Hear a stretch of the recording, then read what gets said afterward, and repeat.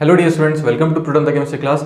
मेरा नाम है अजय दैया और आज हम लोग बात करने वाले हैं थर्मोडायनेमिक्स लेक्चर नंबर 9 के बारे में, जिसमें हम लोग डिस्कस करने वाले हैं एंथैल्पी को, कि एंथैल्पी क्या होती है, कैसे इसका चेंज जो है वो हम लोग कैलकुलेट कर सकते हैं। इसका मेन इंपॉर्टेंट पार्ट है कैलकुलेटिव पोर्शन, कि हम लोग एंथैल्पी को किसी रिएक्शन के लिए किस तरीके से कैलकुलेट कर सकते हैं, या फिर अलग अलग सिस्टम के लिए एंथैल्पी कैसे कैलकुलेट करी जाती है। ओके, सो बहुत ही छोटा सा ये टॉपिक होने वाला है हमारे पास में, बहुत ही सिंपल सा है, कैलकुलेटिव है थोड़ा, है ना। इसको हम लोग देखेंगे, आज हम लोग फॉर्मूला डिराइव करेंगे, नेक्स्ट वीडियो में हम लोग ये देखेंगे कि किस तरीके से इनका एप्लीकेशन यूज़ कर सकते हैं। ओके, सो लास्ट लेक्चर को मैं थोड़ा सा रिवाइज करवा देता हूँ। देखो, लास्ट लेक्चर में हम लोगों ने पढ़ा था लॉज ऑफ थर्मोडायनेमिक्स।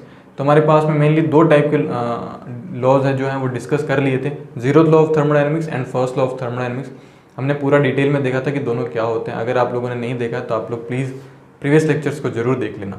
ओके, सो हम लोग फर्स्ट लॉ ऑफ थर्मोडायनेमिक्स को यूज़ करके ही हम लोग क्या करेंगे, एंथैल्पी को डिफाइन करेंगे, एंथैल्पी को कैलकुलेट करेंगे। मैंने आपको बताया था कि जो फर्स्ट लॉ ऑफ थर्मोडायनेमिक्स है, इससे आप लोग बहुत सारी चीज़ों को डिफाइन करेंगे आगे चल करके। इसकी बहुत ज़्यादा एप्लीकेशन है जिसको आप लोग को पढ़ना है। ओके, सो आज हमारी जो फर्स्ट एप्लीकेशन है वो ये एंथैल्पी की, हम लोग एंथैल्पी कैसे डिफाइन करते हैं और उसको किस तरीके से डिराइव करते हैं। ओके, सो सबसे पहले हम लोग देखते हैं कि फर्स्ट लॉ ऑफ थर्मोडायनेमिक्स में जो हमें इक्वेशन बनी थी, इक्वेशन थी delta U is equal to Q plus W. ठीक है, ये हमारे पास में एक इक्वेशन थी, delta U is equal to Q plus W. अब अगर यहाँ पे हम लोग एक चीज़ लिखें तो देखो, मैं आपको एक छोटी सी चीज़ बताता हूँ कि जो हमारे पास में u प्लस पी वी होता है वो एक फंक्शन के इक्वल होता है जिसको आप लोग h से डिनोट करते हैं। u हमारे पास में इंटरनल एनर्जी होता है, इंटरनल एनर्जी, p होता है प्रेशर, एंड v होता है हमारे पास वॉल्यूम। और ये जो h होता है इसको हम लोग एंथैल्पी फंक्शन बोलते हैं। क्या बोलते हैं? एंथैल्पी फंक्शन नाम दिया जाता है इसको। ठीक है, तो इसी से हम लोग कुछ चीज़ों को प्रेडिक्ट करेंगे और ये इस तरीके से हम लोग क्या कर सकते हैं, इनको कैलकुलेट कर सकते हैं। देखो, u और pv जो आपके पास में है वर्क डन आ जाएगा, तो q आ जाएगा आपके पास।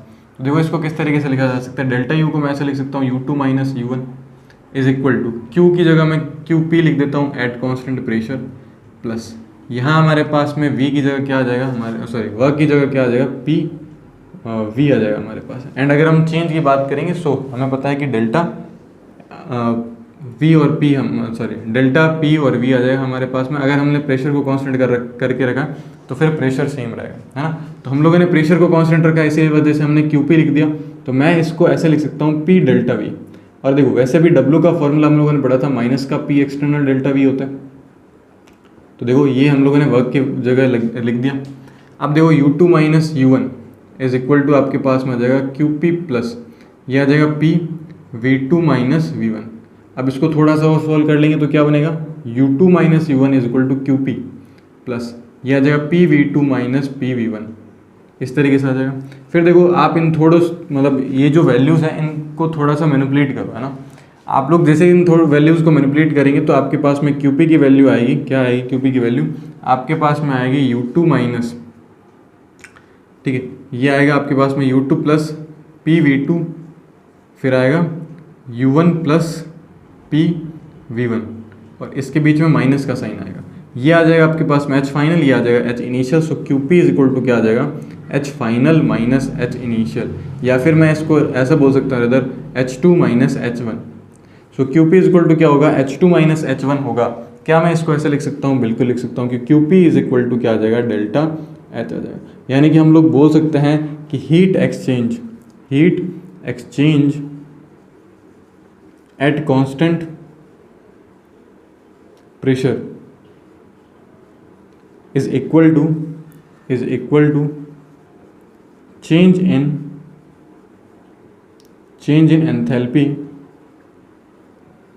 इन एंथैल्पी ऑफ द सिस्टम,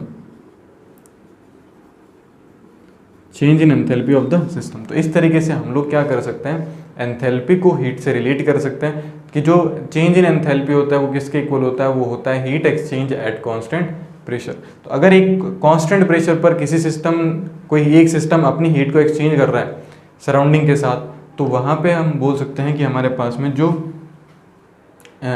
जो हमारे पास में हीट एक्सचेंज करेगा कोई सिस्टम एट कांस्टेंट प्रेशर, तो वो किसके इक्वल आएगा, वो चेंज इन एंथैल्पी के इक्वल आएगा। तो इस तरीके से हम लोग ये रिलेट कर सकते हैं। ओके, सो आप लोग इसको नोट करें। अब हम लोग देखने वाले हैं, जैसे देखो मैं आपको एक छोटा सा रिलेट करवाता हूँ। हम लोगों ने इंटरनल एनर्जी देखी थी।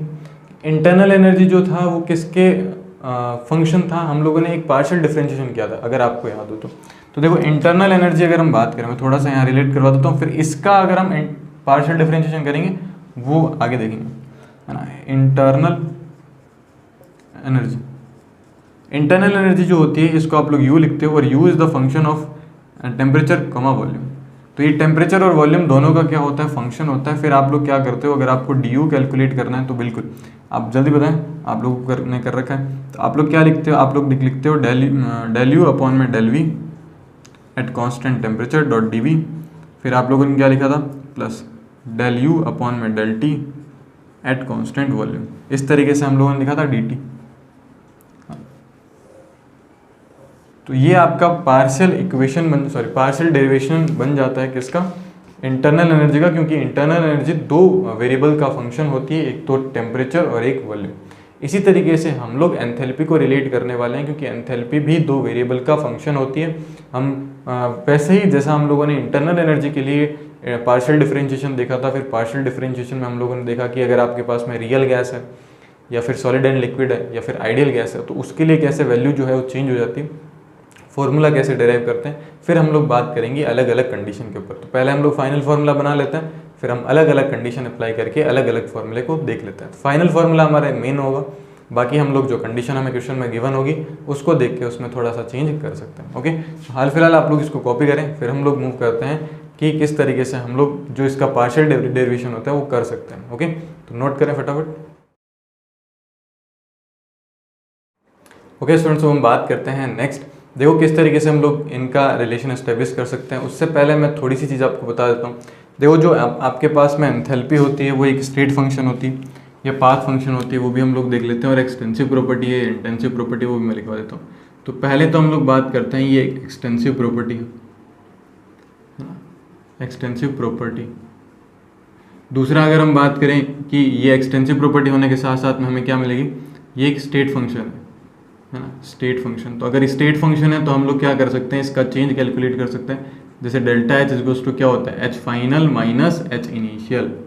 ठीक है, तो इस तरीके से हम लोग कैलकुलेट कर सकते हैं। तो दो चीज़ें हमें ध्यान रखनी है, एक तो ये एक्सटेंसिव प्रॉपर्टी और एक स्टेट फंक्शन है। दूसरा हम लोग देखते हैं यहाँ पे बहुत ही इंपॉर्टेंट चीज़ कि जो हमारे पास में एंथैल्पी होती है, it is the function of pressure and temperature. तो जो इंटरनल एनर्जी होती है वो तो वॉल्यूम और टेम्परेचर के फंक्शन होती है, जबकि आपके पास में जो एंथैल्पी होती है वो किसके फंक्शन होती है, वो टेम्परेचर और प्रेशर के फंक्शन होती है। इसका मतलब हमें इसका पार्शियल डिफरेंशिएशन करना पड़ेगा with respect to pressure and temperature.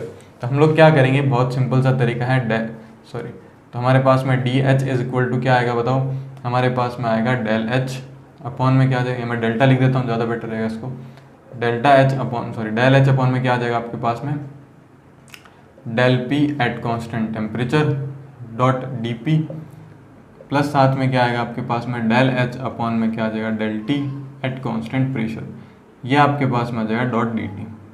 इस तरीके से आप लोग कर सकते हो। ये हम लोगों ने इक्वेशन बना रखी है।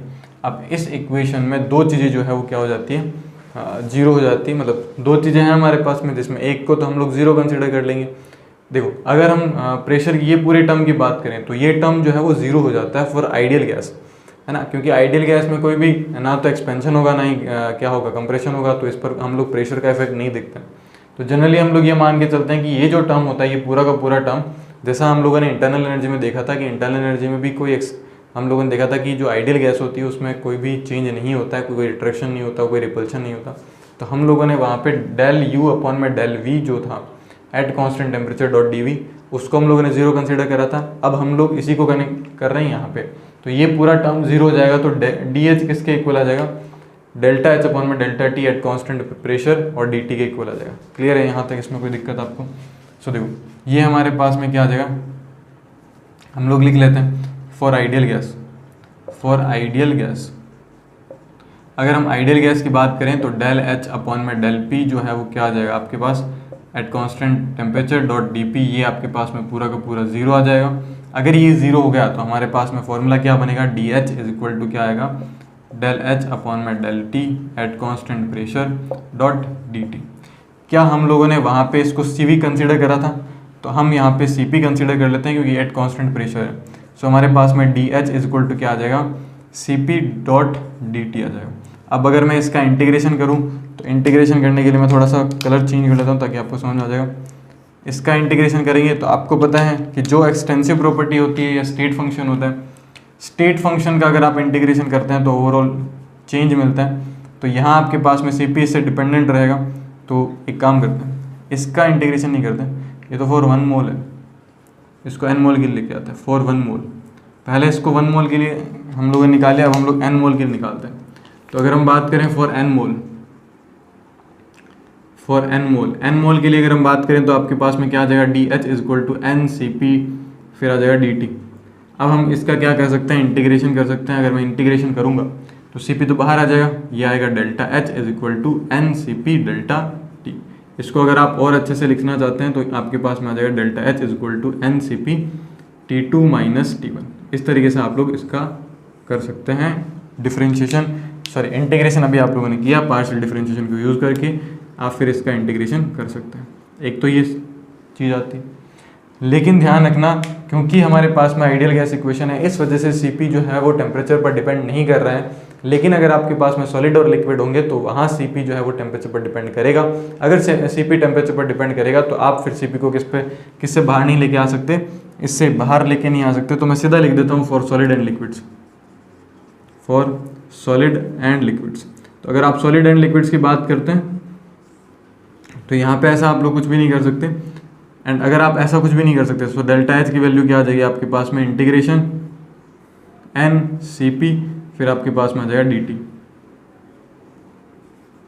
ठीक है, यहाँ T1 से T2 लिमिट लग जाएगी। तो आपको फिर क्या करना पड़ेगा, Cp का भी इंटीग्रेशन करना ही पड़ेगा, क्योंकि फॉर आइडियल गैस तो क्या होता है, जो Cp होता है वो टेम्परेचर से इंडिपेंडेंट होता है। लेकिन सॉलिड और लिक्विड के लिए जो दूसरे होते हैं हमारे पास में, इवन रियल गैस के लिए बात करेंगे तो रियल गैस में तो फिर पूरा का पूरा आपको करना पड़ेगा, ये सॉल्व करना पड़ेगा। ठीक है, सो इस तरीके से आप लोग ये फॉर्मूला जो है डराइव कर सकते हैं। इसको मैं आपको रिलेट करवा देता हूँ दूसरे कलर से, डेल्टा U के साथ। डेल्टा U क्या था, NCV delta, sorry NCV T2 minus T1, बस सिंपल सा ये फ़र्क है। तो अगर आपके पास में Cp होगा तो डेल्टा H होगा, Cv होगा तो डेल्टा U होगा। तो आप लोग फटाफट से इसको कॉपी करो, फिर हम लोग बात करते हैं कि अगर आप कंडीशन अप्लाई कर देते हैं तो किस तरीके से फॉर्मूले में चेंज आता है। ओके, सो फटाफट से कॉपी करें, बहुत ही सिंपल सा इंटरनल एनर्जी के साथ रिलेट करता है पूरा का पूरा। Cv की जगह क्या आ जाता है, Cp। ठीक, तो नोट करें, फिर हम लोग बात करते हैं कंडीशन। ओके स्टूडेंट्स, हम बात करते हैं कि हम लोग जो डेल्टा H होता है और उसको किस तरीके से डेल्टा U के साथ रिलेट कर सकते हैं, वो हम लोग देखते हैं। सो देखो, हम लोग बात करते हैं relation between delta H and delta U। तो डेल्टा H और डेल्टा U के बीच में हम लोग किस तरीके से रिलेशन एस्टेब्लिश कर सकते हैं, उसके लिए आपको एक सिंपल सा वो जो पता होना चाहिए, जो रिलेशन था H इज इक्वल टू क्या होता है, U प्लस PV होता है। ठीक है, इसमें अगर आप स्मॉल चेंज के लिए बात करें तो DH इज इक्वल टू क्या होता है, DU प्लस PdV होता है आपके पास। अगर आप प्रेशर को कांस्टेंट कर देते हैं, नहीं करते हैं, तो फिर आप पूरा ही लिख लेना इस तरीके से। या फिर अगर आप डेल्टा के फॉर्म में लिखें तो delta is equal to delta U plus delta PV आ जाएगा। ये इस तरीके से फॉर्मूला बन जाता है। अब ध्यान रखना, हम लोग पहली कंडीशन लेते हैं when pressure is constant, when pressure is constant. ठीक है, अगर आप प्रेशर को कांस्टेंट कर देते हैं तो इस फॉर्मूले में क्या चेंज आएगा, तो बिल्कुल सिंपल सा है, delta is equal to delta U, P बाहर आ जाएगा, P डेल्टा V आ जाएगा आपके पास। तो बहुत ही सिंपल सा शानदार सा क्वेश्चन, मतलब फॉर्मूला। अगर आप क्या कर दो, व्हेन वॉल्यूम इज कांस्टेंट, अगर आप वॉल्यूम को कांस्टेंट कर देंगे तो क्या आएगा, तो delta H is equal to delta U plus क्या आ जाएगा, मतलब V डेल्टा P आ जाएगा। तो इस तरीके से आप लोग कर सकते हो। अगर आप कुछ भी चेंज नहीं करो, है ना, pressure and volume both are changing, तो फिर तो आपको कुछ भी नहीं करना, सेम टू सेम फॉर्मूला लिख देना, delta H is equal to delta U plus P delta V, या सॉरी डेल्टा PV। इस तरीके से आप लोग कर सकते हो, जो आप लोगों ने यहाँ पे फॉर्मूला लिख रखा है। फोर्थ आप लोग लिखना फॉर गैसियस रिएक्शन या गैसियस फेज रिएक्शन। अगर आप गैसियस फेज रिएक्शन की बात करें तो बस इसमें थोड़ा सा आपको ध्यान रखना पड़ेगा। P इज इक्वल टू क्या होता है, nRT होता है। बस आप इसमें पुट करो।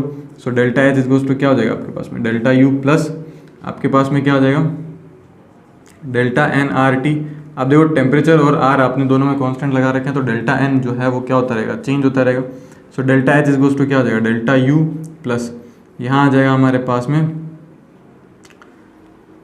आर टी, फिर आ जाएगा डेल्टा एन, या फिर आप लोग लिखो डेल्टा एन आर टी। अब देखो ये इस तरीके से बन जाएगा, मैं इसको थोड़ा सा ऊपर लिख देता हूँ ताकि आपको दिख जाए। Delta H is equal to क्या आएगा delta U plus N delta N R T. अब देखो इसको थोड़ा सा डिफरेंट करने के लिए मैं इसको एन जी लगा रहा हूँ। तो डेल्टा एन जी का मतलब क्या होता है, डेल्टा एन जी का नंबर मतलब होता है नंबर ऑफ गैसेस मोल, ठीक है। तो गैसेस मोल होते हैं, और कैसे कैलकुलेट करा जाता है delta N G, delta N G calculate करा जाता है number of gaseous moles of product minus क्या करते हैं number of gaseous moles of reactant. यानी कि मैं आपको थोड़ा सा सिंपल कर देता हूँ, तो delta N G is equal to क्या होगा moles of product minus moles of reactant. ये इस तरीके से आप इसको कैलकुलेट करते हैं। अब एक और सिंपल सा फॉर्मूला है 5th नंबर, जिसमें अगर आप टेम्परेचर को क्या कर दो, टेम्परेचर आपके पास में चेंज हो रहा है ना, व्हेन टेम्परेचर इज चेंजिंग। देखो टेम्परेचर जब भी चेंज होता है तो प्रेशर चेंज होता है, वॉल्यूम चेंज होता है ना आपके पास में, लेकिन मोल्स चेंज हो जरूरी नहीं है। तो अगर मोल्स चेंज हो जरूरी नहीं है तो आपके पास में ध्यान रखना, मैं यहाँ पे लिख देता हूँ 5th वाला, चलो वहीं लिख देते हैं। When temperature is changing, temperature change हो रहा है, इसका मतलब पी वी, और आपके पास में जो टेम्परेचर है यानी पी वी जो है वो भी चेंज होता है, ठीक है। सो आपके पास में पी वी इक्वल टू क्या होता है एन आर टी होता है, सही। तो मैं इसी इक्वेशन को वापस पुट करता हूँ फॉर्मूले में, थोड़ा सा यहाँ पे कर देता हूँ। सो आपके पास में डेल्टा आ जाएगा डेल्टा यू, फिर आएगा plus delta N R T. इसमें क्या क्या चेंज नहीं हो रहा, मोल्स चेंज नहीं होंगे, और गैस जो आपके पास में गैस कांस्टेंट है वो भी चेंज नहीं होगा। So delta H equals to क्या आ जाएगा delta U plus N R delta T आ जाएगा। ये सिंपल सा फॉर्मूला है, आप लोग इस तरीके से कर सकते हो। देखो आप लोग इन फॉर्मूलों को रटना मत, एक भी फॉर्मूला आपको रटना नहीं है, आपको तो सिर्फ ये पता होना चाहिए कि रिलेशन किस किस तरीके से बन रहा है। आपको यही फॉर्मूला ध्यान रखना है कि जो डेल्टा एच इक्वल्स टू होता है आपके पास में delta U plus P delta we या डेल्टा पी वी होता है, बस इसी रिलेशन को आपको ध्यान रखना है, बाकी तो सब अपने आप बनते जाएंगे। एक और चीज़ आपको ध्यान में रखनी है, डेल्टा एन जी वाला कॉन्सेप्ट ध्यान में रखना है, क्योंकि इस बार कई बार क्वेश्चन पूछ ले जाता है। तो ये हमारा एंथैल्पी था कि किस तरीके से हम एंथैल्पी को डिफाइन करते हैं, कैलकुलेट करने के लिए फॉर्मूले बनाते हैं, ठीक है। सो हम लोग इस वीडियो को इतना ही रखते हैं, छोटा वीडियो रहेगा ताकि आप लोग को थ्योरी अच्छे से, मतलब थ्योरी तो कुछ भी नहीं है, आपको फॉर्मूले अच्छे से समझ में आ जाएंगे। इन्हीं फॉर्मूले को हम लोग यूज़ करेंगे जब हमारा नेक्स्ट कल वीडियो आएगा, उसी के अंदर हम लोग न्यूमेरिकल करेंगे, बहुत सारे न्यूमेरिकल, वो पूरा सेपरेट वीडियो होगा, डायरेक्टली बेस्ड होगा न्यूमेरिकल पोर्शन पर, यानी हम उसमें सिर्फ और सिर्फ क्या करेंगे न्यूमेरिकल्स ही करेंगे। फिर हम लोग नेक्स्ट बात करेंगे थर्मोडायनेमिक्स प्रोसेसेस के बारे में कि थर्मोडायनेमिक्स प्रोसेसेस क्या होते हैं। आई होप आपको ये छोटा सा लेक्चर बहुत अच्छा लगा होगा, समझ में आया होगा। अगर कोई भी डाउट या कोई भी क्वेरी रहती है आप लोग नीचे कमेंट बॉक्स में कमेंट कर सकते हैं, अदरवाइज़ आप लोग हमें क्या कर सकते हैं, हमें इंस्टाग्राम पे भी मैसेज कर सकते हैं, व्हाट्सअप कर सकते हैं, ईमेल कर सकते हैं, कुछ भी कर सकते हैं। हम हर सोशल मीडिया प्लेटफॉर्म पर अवेलेबल है, आप कहीं पर भी हमसे कनेक्ट हो सकते हैं। ओके, सो मिलते हैं नेक्स्ट क्लास के अंदर, तब तक के लिए गुड बाय।